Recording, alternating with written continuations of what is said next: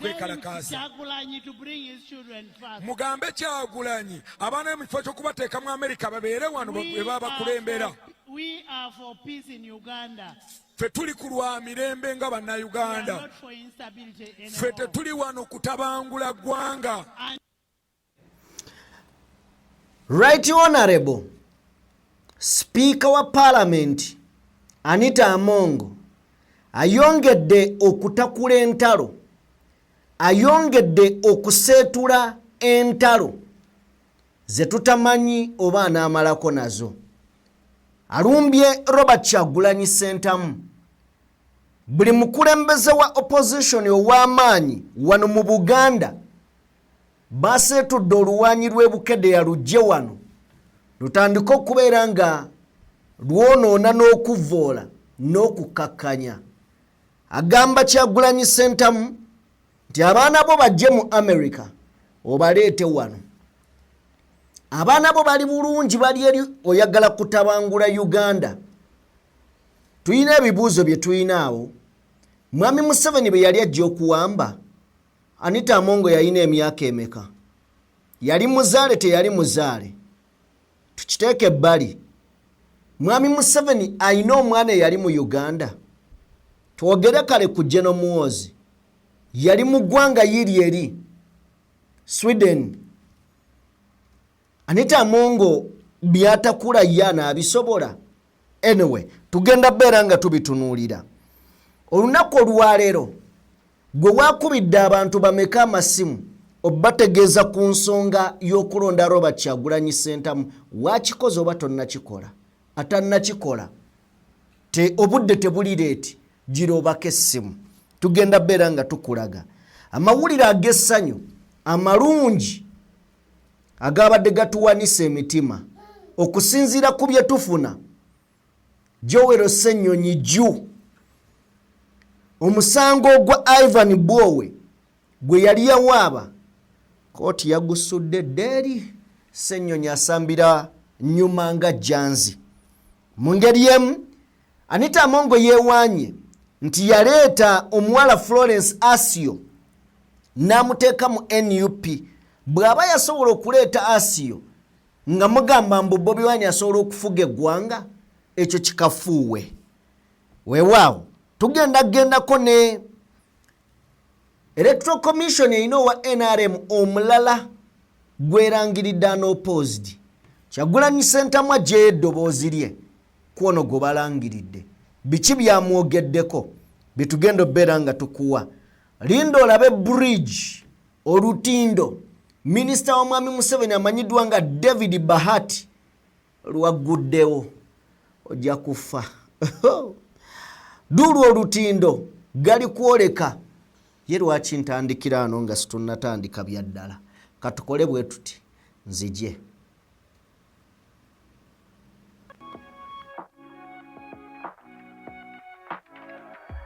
DPTV Uganda, Dawn People Television.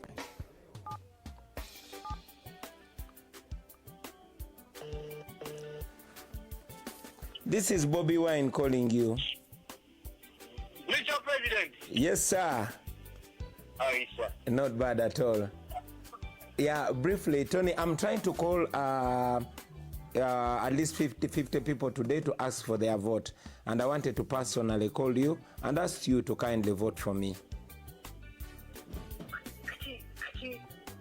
I should answer you. I don't know why you've calling me. Because this is obvious. Really? This is obvious. I've told which I'm actually, I don't know. You don't even have to call. Oh, man, I'm so humbled to hear that. I just don't know what to say. You just don't have to call anyone. Just know it's a tick for you. Thank you. I mean, there's nothing like now. No.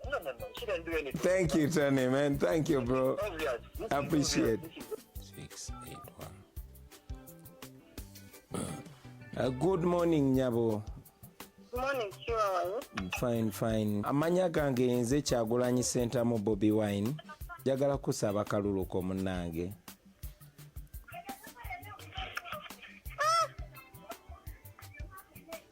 Mwanji sebo. Nkukanze.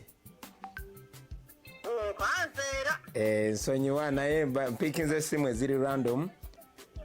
Nina programu ey'okubira wakiri abantu 50 mbasaba akalulu nawe yo nebeeremu ku yo. Nasaba munange onnonde akabonero kange umbrella.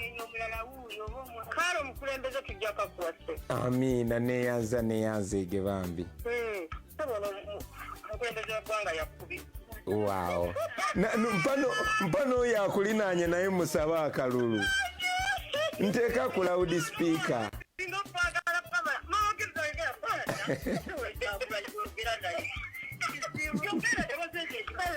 Halo nyabo jebale.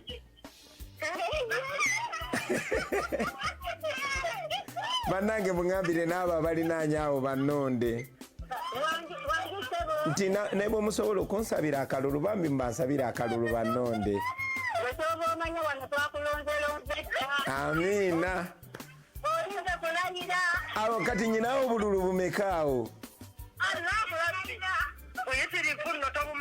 Laira. Amina ya Rabbi. Bambi neyanziza kamberekereze. Yenze kenyini munange.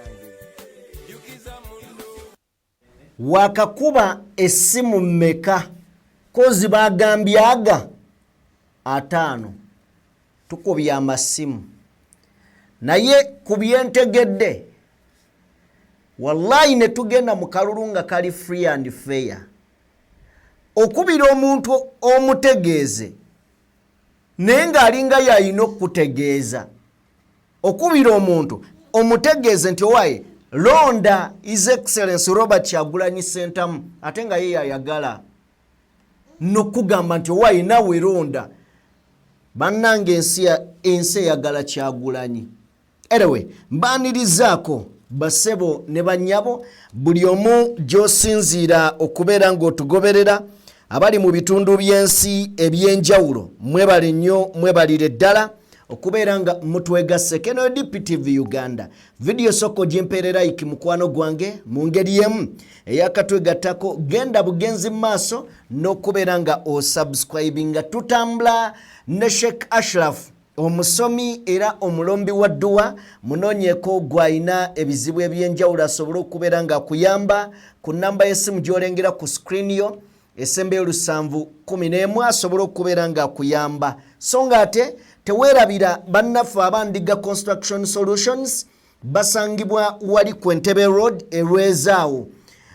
Obutemenya genda ng'onoonya kuba bukubi ku namba y'essimu eriawo ku screen yo esembe 222 bali awo oku opposite ne Nikan Resort Hotel.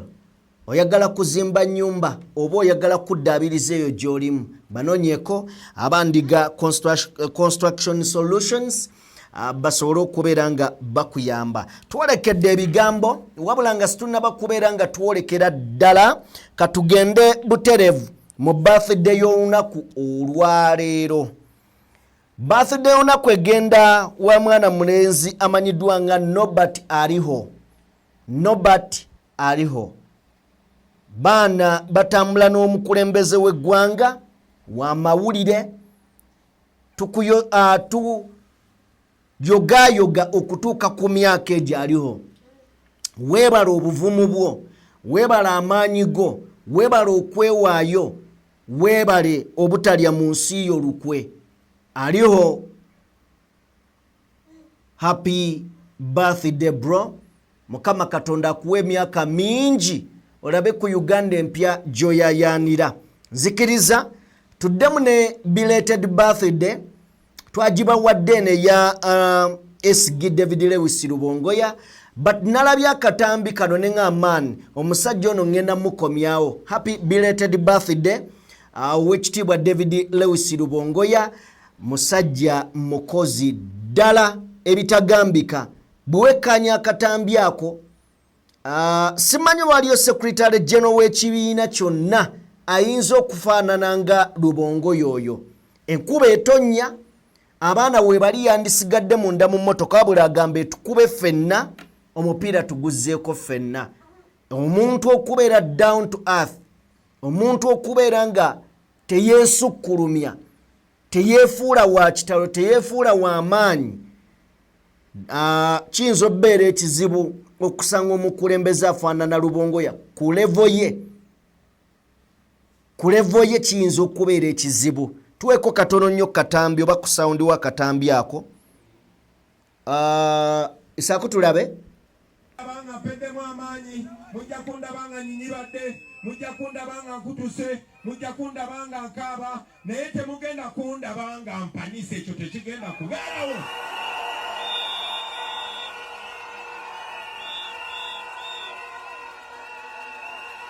Naawe kigambe munno, tetugenda kakasa bantu, tibye banaatukuba tebitulume, bajja tumenya amagulu, bajja tufiira tiyagasi. You will see us crying, you will see us break down, you will see us complain, but you will never see us giving up.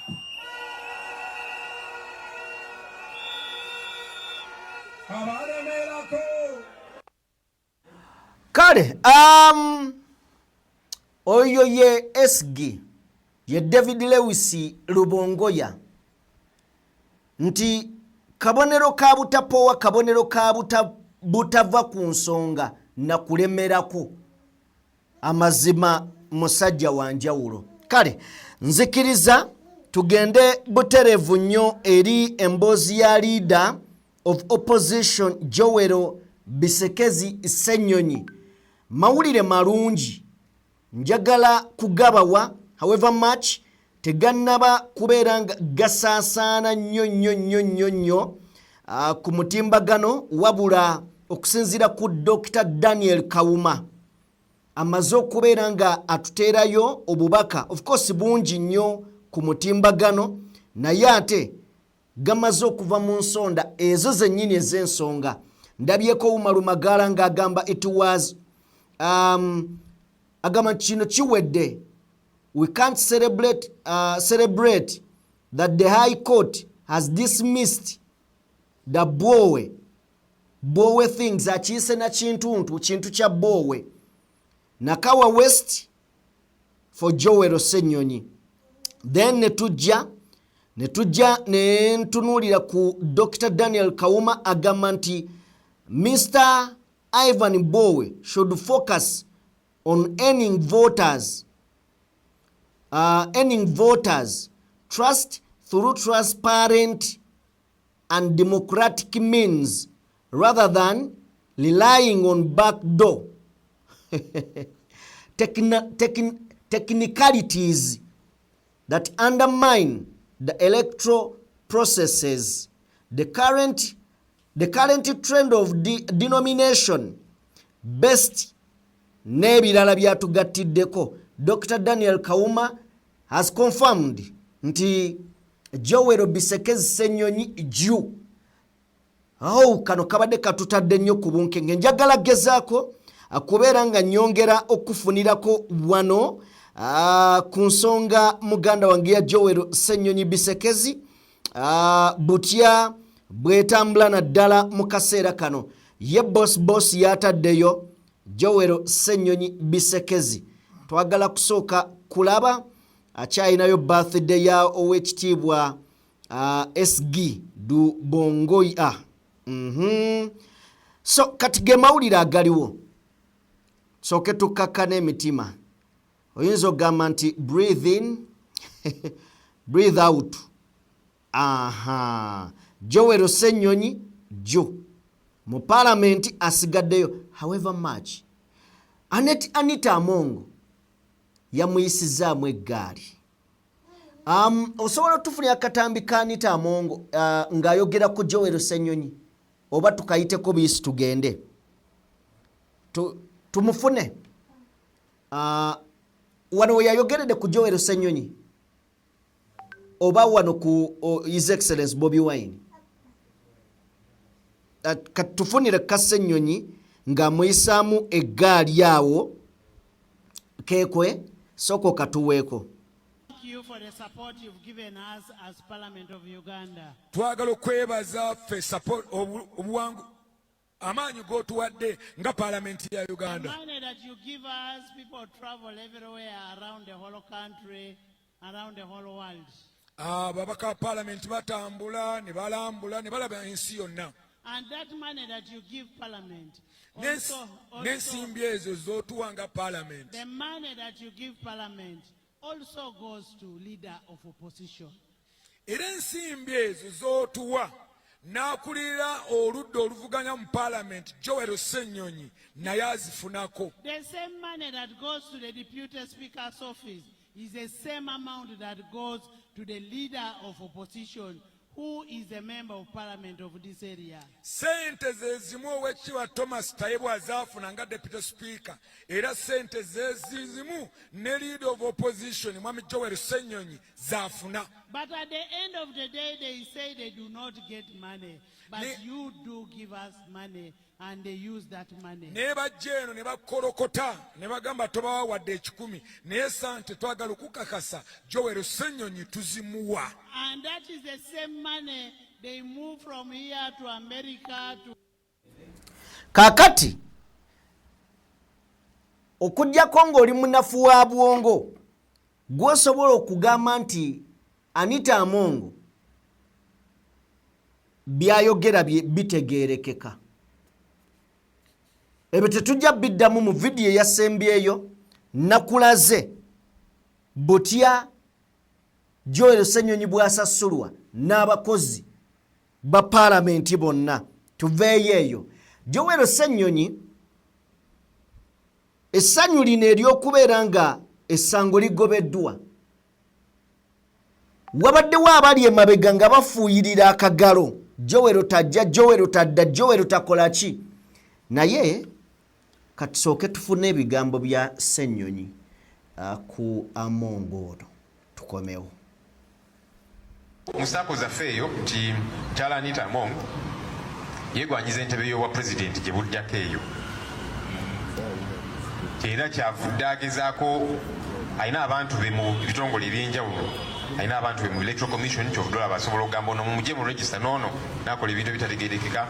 Alina abantu be mu kitongole ekiramuzi judiciary, alina abantu be mu bitongole ebikuuma ddembe security. Kyovudde ne Mwai Museveni mu baluwa ye gyawandiika kalulu ka by election gagamba naye ani akozesa aba security okukola effujjo lino nga gwayogerako, kwegamba agenze ayingira ebitongole ebyenjawulo nga yeetiikiratiikira gye bujjako awo nga bwe mbuulira nti ayagala kwesimbawo kuba pulezidenti. Ekyokwesimbawo kuba pulezidenti ekyo si kimuvunaana, kubanga ddembe lye ebisaanyizibwa aba abirina ddembe lye. Mu kalulu kano ke tulimu tulina abantu bangi abali mu kalulu aba buli kika abeesimbyewo kuba pulezidenti, ddembe lyabwe. Naye ogamba otya nti kakati gye bujjako awo oyagala fuuka pulezidenti naye ng'oli mu kukola bino nga yino foundation gy'otaddewo asubira neekuba mu mutima bw'aba akisobola ekyo, kubanga ye alaba nti w'amaanyi nnyo. Buli kitongole alinayo abantu, era nawuliddeko nti alina lisiti ey'ababaka abamu abatakkaanya naye nti engeri gy'alina abantu be mu kakiiko k'ebyokulonda, ono Ssenyonyi, ono ja making sure tebabadikirira nga tebabalangirira, balangirire omulala wakiri bagende mu kooti. Ani akulimba? So liri effujju lyalowooza nti agenda kukola buli wamu, alikoze e Bukediya, kati ayagala alikola ebitundu by'eggwanga ebyenjawulo, kubanga alina ababaka ye baayagala ye nga ye baseetinze. Ono omenyi w'amateeka tetugenda bukkiriza mu ggwanga lyaffe, era nga bwe tutambulira ku mateeka nga tukola ekisaanidde okukola, buli kimu tujja kikola. Nsonga zino kakati katweyambisa ebigambo bya Joel Ssenyonyi okiralifyinga kye nabagambye mu vidiyo eri nti njagala mwebuuze, NRM eyina amyuka oba vice president kankiyite bwe ntyo oba deputy wa NRM mu Buganda ye Haruna Kasolo bwe mba seerabidde. Mwebuuze mu lwaki Haruna Kasolo si yayaniriza Mwami Museveni mu Buganda wano. Anita Amongo everywhere. Busoga Anita Amongo, mu Buganda Anita Amongo, ludda wa Anita Amongo. Why? Kiddayo wano ku ky'omukyalo okubanga alina ebibalo. Anyway, byebyo situjja bigenda wala nnyo naye katufune byayogedde ku Kyagulanyi Ssentamu katufune byayogedde ku Robert Mitembo Kyagulanyi Ssentamu Kyagulanyi to bring his children first. mugambe kyamukwekkalakaasa Kyagulanyi to bring his children first. mugambe Kyagulanyi abaana mu kifo ky'okubateeka mu Amerika babeere wano bwe baba bakulembera We are for peace in Uganda. ffe tuli ku lwa mirembe nga We are bannayuganda not for instability ffe anymore. tetuli wano kutabangula ggwanga And Uganda is not a country for trial. era eggwanga lino si lya kugezesa If you cannot manage a smaller party, bw'obanga tosobola kapata akatono nnyo where an Anita can even sneak a candidate in your party, ne Anita Among ng'asobola okuyisaamu kandidate ne bamuwandiika and you think you can manage this country, kati osobola otya okugamba nti osobola okukulembera eggwanga if lino I erya can Uganda plant somebody in your house, obanga nsobola okuteeka omuntu mu nnyumba yo and you think you'll run Uganda, kati gwe n'olowooza nti osobola otukulembera byabba totusobola Kyagulanyi first wait. kaakati mugambe mwami Kyagulanyi alindeko One should wait until he grows up. alindeko paka ng'avumbyevumbye naye Let kati him tabisobola first grow up. mulindeko alinde ng'asoma NRM oye! Yanita Amongo bw'atyo bw'agenda mu maaso n'okubeera nga yeewaana nga bwe yaplantinga omuntu mu NUP naye bino byonna abikola naye alina kyatagamba bantu kikyatagamba bantu nti yagula n'akozesa obumenyi bw'amateeka okugyamu abaali abatuufu kubanga Bukede ya Kyagulanyi yayinayo Massa Alupo ne batiisatiisa bazadde be tebakoma kumutiisatiisa ne batuuka n'okubeera nga bamujja mu reesi nga Ssennyonyi bw'agambye nti Anita Among akozesa akakiiko k'ebyokulonda ne bajjamu eyali amuvuganya omutuufu kati ali mu kwewana njagala otuwe ku Florence Alupo oyo mutuweeku bw'abanga ali kumpiko. Anita Among is playing. This time round you found yourself a competitor. You are used to being the Maria Antoinette of Bukedia district. You do not want to undergo an election because you know you have not done anything for we the voters. Additionally, Akol Zipporah is a sister and a personal assistant to Anita Among. In the previous election that was conducted in the NRM, Zipporah is the very person who petitioned Akol Helen on grounds that she's not a voter and she doesn't originate from Bukedia district. Should we say that of all the land people in Bukedia district, it is only Zipporah who is concerned about who originates from where? I am Alupo Masi from Bukedia. Otai Nomba is also from Bukedia. Akol Helen is also from Bukedia. How do you convince us that all of us with different backgrounds all do not originate from Bukedia? I want to challenge that, and I want to bring it to the attention of the public that Anita Among wants to come as a president in 2031.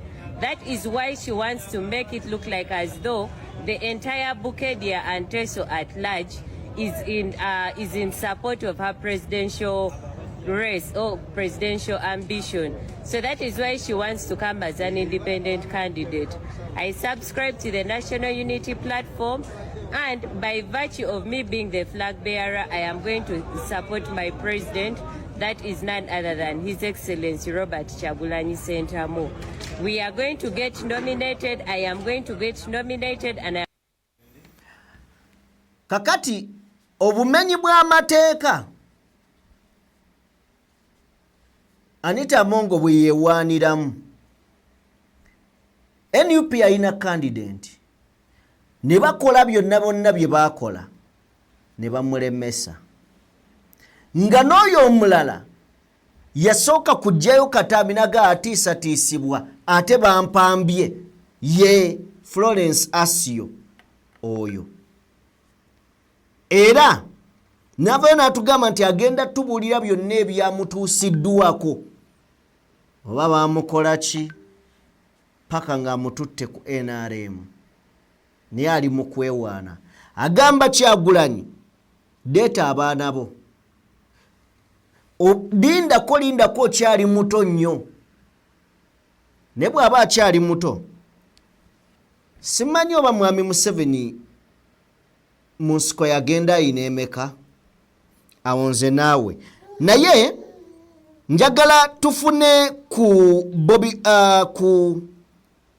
Bobi Wine, njagala osooka otuwe ku katambi ka Bobi Wine kwaba abamubuuza nti owaaye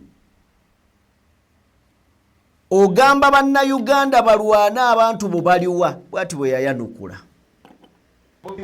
Bobi Wine ali bulungi, abaana be bali eri kati gwe biyingiramu. Nedda nze abaana bange nange bawaddeyo nze, famire yange nange lese contribution yenze.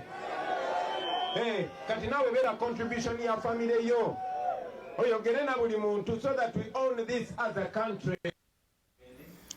Bwato Kyagulanyi bwagamba kuba tukkiriza ne mwami Museveni yeewaayo ne tewali kaabe mukyala we mutabani we muwozi teyaliiyo. Kati awo sisuubira nti Amongo ayina kyagamba abantu. Anyway, naawe tuveewo, njagala otuwe clip eyo ey'omwami oyo muzeeyi gituweeko katini nnyo. Wine yaddusa abaana be bali mu Amerika agamba ffe twekalakaase Luweero muwoozi yaliyo yogerayo omuntu muganda wa Museveni eyafiira e Luweero talina buyinza kugamba mbutuvewe tulondera. Very fine. Kale muzeeyi abuuza owaayi waliyo omulambo ku famire ya Museveni ogwagwa e Luweero ku 50 n'omusobyo abaafa kuliko. Muzeeyi abuuza kuliko, bwe kuba tekuliko Speaker Amongo asaana asirike. Era bino bya bufuzi asobola oyisaawo kyayagala lwakuba nti kati ensi etegeera nnyo ne biba byafaayo ebimanya mangu nnyo lutemya lwaliiso. Anyway, tuveewo awo tuleme kwekooloobya. Bwe tubanga tuvuddewo njagala ndowooza ne kano akatambi tukajjewo lumu. Abamu ku abo abaalwana mu nsiko ne mwami Museveni biki bye boogera ku Bobi Wine abo abaali bakadogo by then mu biseera ebyo bo bagamba ki mukadde kano. Leka tufune omukisa oguwuliriza ku bigambo bya muzeeyi ono naye ng'ayanukula Amongo eri. Tugenda byeyambisa okwanukula Amongo.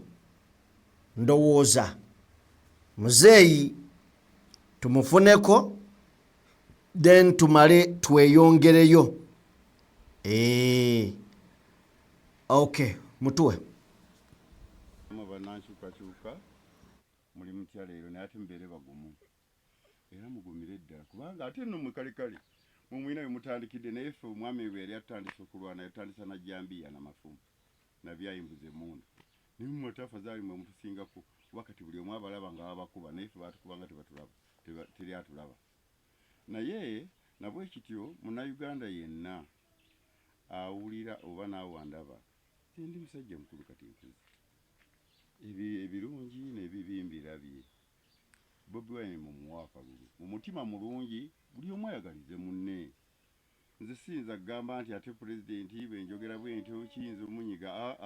Pulezidenti era ne twali tugenda mu nsiko twali ffenna nga buli omu ayagaliza munne era ffenna luli obukulembeze mu nsiko twabeeranga na bwakyenkanyi. Ate kati bwe bwakyuka owulidde naye nga nsabye bannayuganda mwenna omukulu n'omuto tumuwe omwana atukulemberemu wannange olw'ebisaanyizo by'alina ate n'embeera nammwe era gye mulaba banne Museveni ate kati akambuwadde nnyo avudde mu mbeera ey'obuntu. Abantu baffe mulaba abatulugunya akwata bakwate kuba tekyalina kyannyonnyola kituufu kyagenda kukola. Myaka 4 oluguudo olwalema lwalema myaka 4 ate kakati otandise n'okutuuka ku byenfuna byaffe byonna bitugyeko ebibanja tetukyayina emmwanyi nazo ziyingidde zetubadde tusigazaawo ebijanjalo kati tulinga abakolerammwe ffe mutwalira ku 5 naye omuntu ddala munnayuganda njagala nabo balemu nga ffe abalimi owulirize kuba abalimi tuli bangi nnyo aba Museveni akalulu ate ga tetwali muwadde olw'ensonga n'olima kasooli n'omutunda siringi 7 n'ogenda n'ogula kyakyo siringi 12 ku kasooli guwatunda 7 akawunga ne bakuleetera ku 2 mu bwongo tuyina nga ffe abalimi aba Museveni akalulu bannange mbasaba naffe tulabe munaffe anaatusobola okumanya obuzibu bwaffe muzeeyi yatwerabira n'abagamba amatago gali ku 2,000 liita ennyama yeerinnya buli lunaku ebyaffe bikka tunoonye munaffe anaamanya ennaku yaffe Bobi Wine tumuwe ajja kusobola okumanya ennaku yaffe kuba naye mulimi bannayinza abannyonnyodde ebyo sebo naate n'okuba nze ndi mulwanyi yaleeta pulezidenti Museveni ne mu kitundu wano wendi we nabeeranga omukulu nga nkulembera zooni nnamba naye leero munnaffe bambi awo mule mu mutima mulungi Bobi Wine bamuleke yakwate ku buyinza nsigadde ndikaya wano ekyankwanza omulwanyi ale ebigambo by'omukulu ndowooza tetujja bbeera nga tubiddamu katugende butereevu ku positi ya Robert Kyagulanyi Ssentamu ekoleddwa akawungeezi k'olunaku olwaleero Woman MP Rwampara District Woman MP Rwampara District Kikyoncho Saara katuwuliriza Bobi Wine agamba nti neera regime eno eyongedde okubeera nga kwegamba yeesuwaza n'okubeera nga eyongera okuyisa olugaayu mu mateeka Electoral Commission wansi wa byabakama eragidde ddala nti eri partisan nti candidate wa opposition okuggibwamu mu bumenyi bw'amateeka omukyalo oyo twamubalaga gye buvuddeko Kikyoncho yoli ku bali 38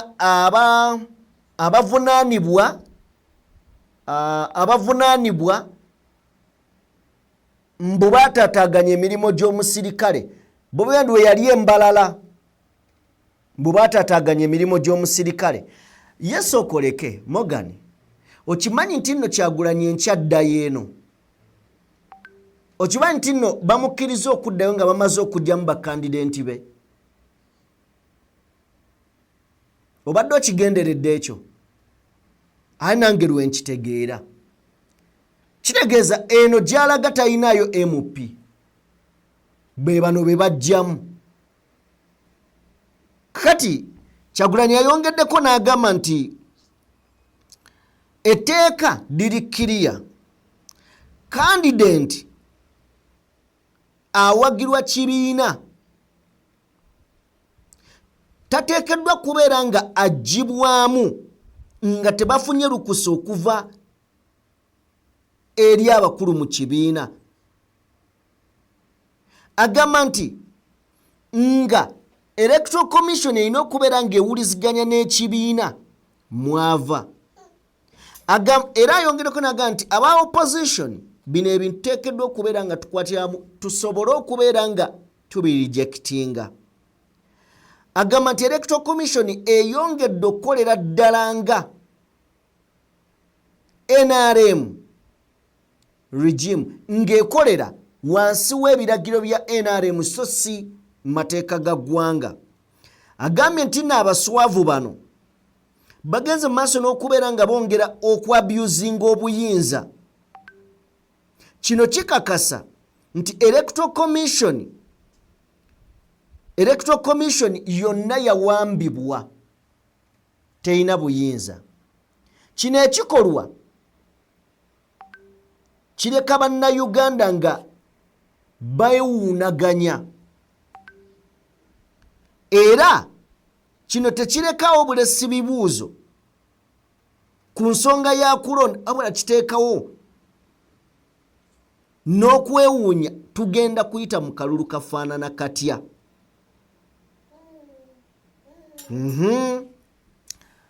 kakati bannaye omunaku alabye bannaye kwegamba olabira ddala mumanyi badde ngenda kukozesa ekigambo naye ekigambo kye mbadde ngenda okukozesa kankireke. Electoral Commission eno gye tulina bw'osiriikirira n'ogitunuulira anyway kale tukireke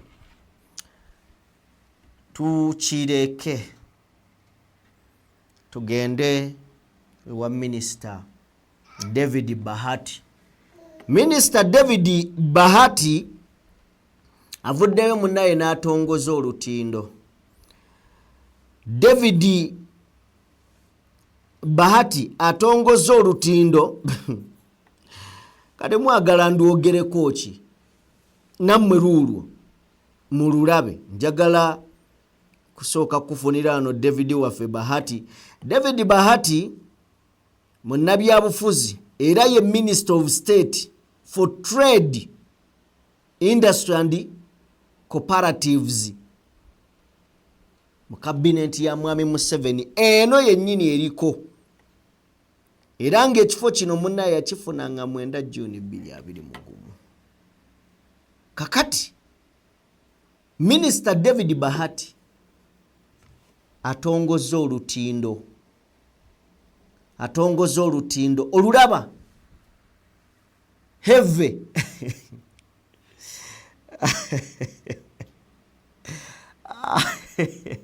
sajja beenaaremu bano amwe basajja oba abantu omubalaba kama tumubayita kapa kati kiki baleese ekiyinja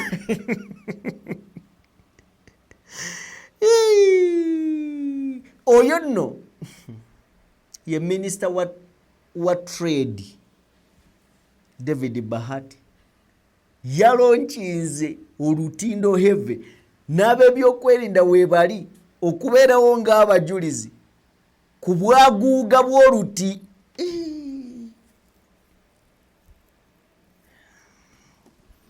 Ate tunaayogera ki munnaye? Bannaye ennaku z'omwezi 15 ennaku z'omwezi 10 bino bigwe 15 mulonde Robert Kyagulanyi Ssentamu. Omanyi bino ebintu byakyuse. Byakyuse. Byakoze ki? Byakyuse. Buli muntu kubira gw'omanyi. Buli muntu kubira gw'omanyi. Kakati gwe akakubira bammeka?